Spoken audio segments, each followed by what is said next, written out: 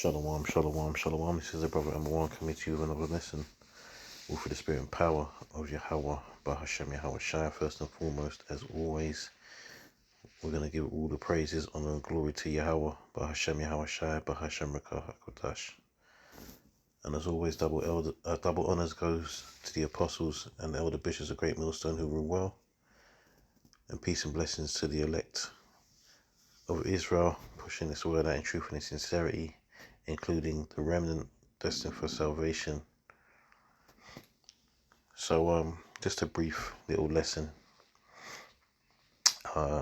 Something I was thinking about as I was going about my travels. I saw something and it just made me think. In London at least, you have a system of travel where you use you can use your bank card, or you can use what's called an Oyster card to pay for your travels, right? So you put money on this Oyster card to travel around, or you would use your bank card to pay as a contactless payment.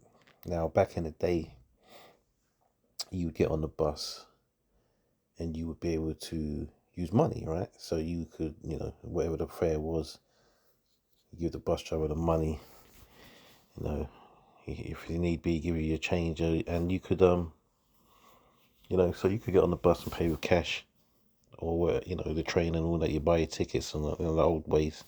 But this is more importantly is the bus is the good example, because you could pay for somebody else. So let's say you and your friend had to go somewhere, but your friend was a little bit light in his pocket, and as you would, you pay for your friend to travel, man. But now you have this new system where you have this contactless payment, and you can only tap your card or can't use your card contactless once.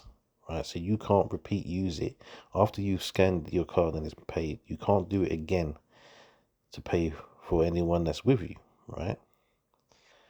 So it had me thinking today when I saw, because someone got on the tram that I was on, and they tapped twice. It was a woman who didn't know any better, and she tapped twice for this younger man she was with, who I assume was her son. He looked a mess, like he needed to be looked after. But she said so the tram inspectors get on, and told the tram inspector that, she tapped her card twice, right, for herself and for him. And he said, well, it doesn't work like that. Once you tap yours, you can't tap it again. So then they just took the man off the tram, and just like that. So without any thought of any empathy or sympathy, just drew him off off the tram, man. So they parted ways right there and then. Nothing she could do about it, right?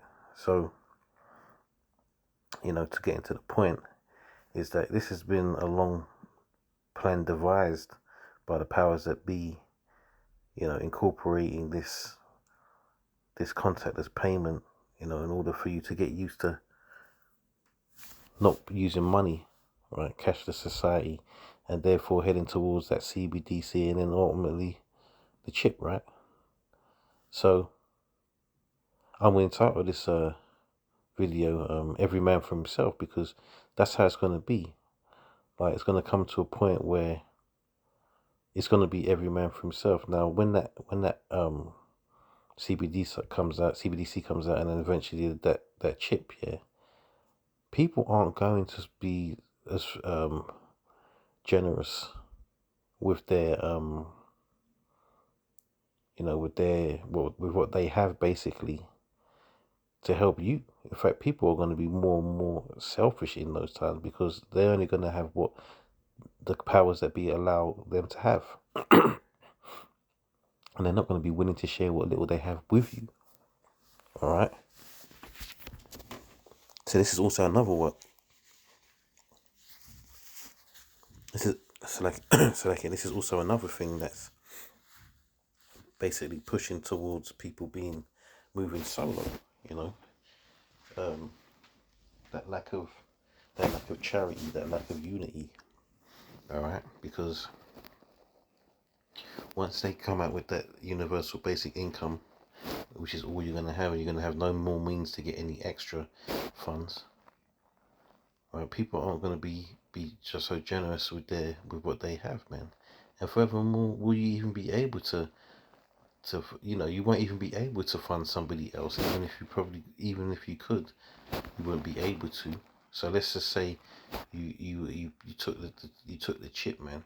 You buy your food. The only way you're gonna be able to share what you got is by giving some of what you got. And who's gonna do that in those times, man? So that's why I say every man for himself. They're pushing it like that, man. Imagine that you can't even get on a bus or a tram and pay for somebody else. What sort of world are we living in, man? And no one's complained about this or been in an uproar about the fact that not everyone, sometimes you do things for your family or your friends or whatever, or sometimes you even see strangers helping out people, man.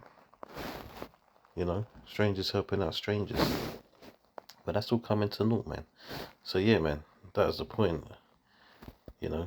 Um, every man for himself is going to be in the worst possible way. So let's get a couple of scriptures, man. Like I said, it's not going to be a long one, just something that I had on my mind. So this is 2nd Ezra 15, and I'll start at 18. It says, "For because of their pride the city shall be troubled, the houses shall be destroyed, and men shall be afraid." And this is future prophecy when the shit is hitting the fan. All right. Verse 19 says, "A man shall have no pity upon his neighbor." Right, and that's going to go both ways, man. That's going to go the way where if you have everything you need, right? Because remember, not everybody's going to take this MOTB, right? The elect aren't going to take it, and there's still going to be people who aren't of the elect that will choose not to take that. All right. So there's going to be a lot of people, less than those that are going to take it, but there's still going to be a lot of people that aren't going to take that, man, and they're going to be the ones that are desperate, right? So they're going to have no pity upon their neighbor, but their neighbor also is not going to have no pity upon them. They're going to, go around sharing their goods, man. So it says, "But shall destroy houses. So a man shall have no pity upon his neighbor, but shall destroy their houses with the sword," meaning the gun or whatever weapons they have, "and spoil their goods," meaning to take, steal, man, "because of the lack of bread and for great tribulation." Because remember, the tribulation, part of that tribulation is the chip, man. Right? Because people are going to be put under pressure in those times, man. When it gets really heated, man, they're going to be threatened with death. Right? It's going to be a case of, they're bringing that. Remember, they're already formulating their plans, man. They're purchasing guillotines and all of that, setting up these camps, these prison camps all over the globe with their plastic, easy made caskets. There's going to be a lot of people that's going to perish in those times, man. So yeah, and just to show you,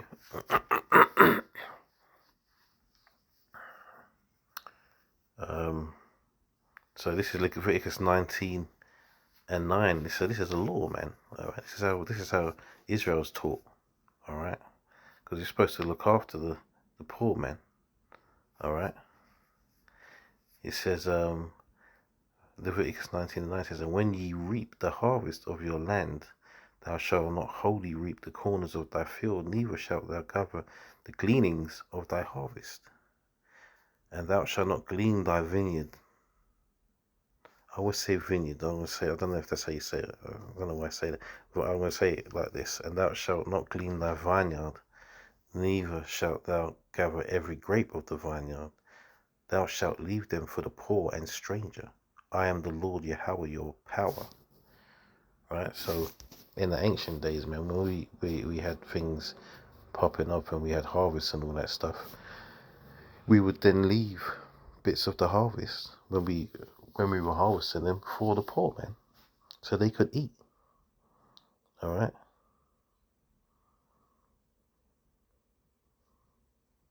And that's true, and because not every Israelite was, living large like that, man.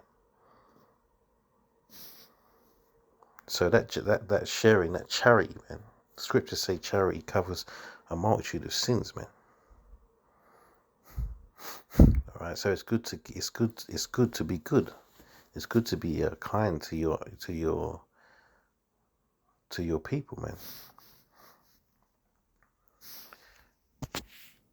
And I'm just gonna get Revelation 13 just for the edification purposes, man.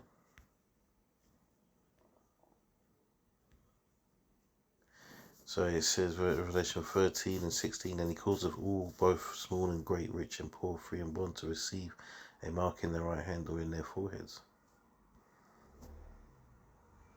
So, like I said, there's going to be some that aren't going to take it, but obviously the elect aren't going to take it. But eventually they'll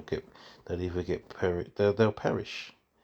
And that's what's going to happen to those. So all is those that are gonna take it, man, who just choose to relinquish themselves over to the beast system, man.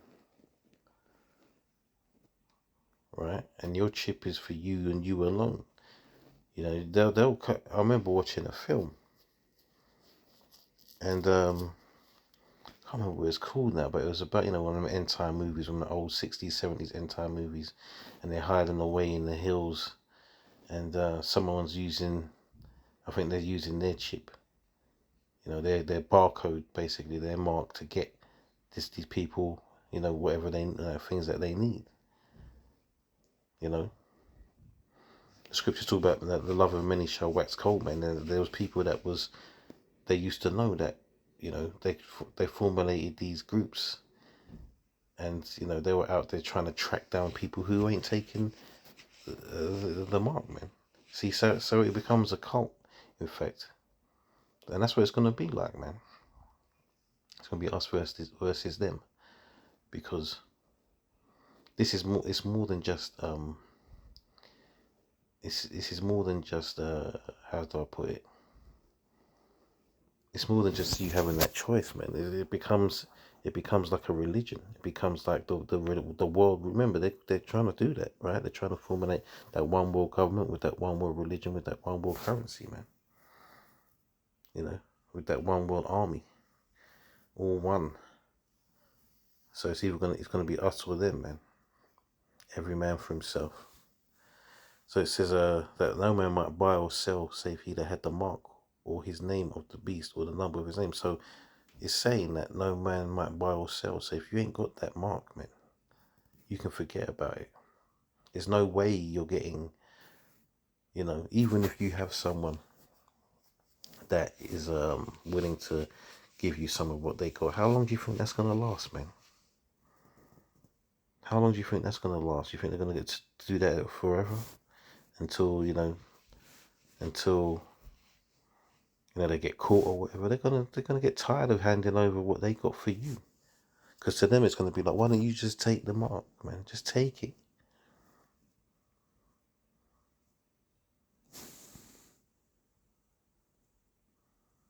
But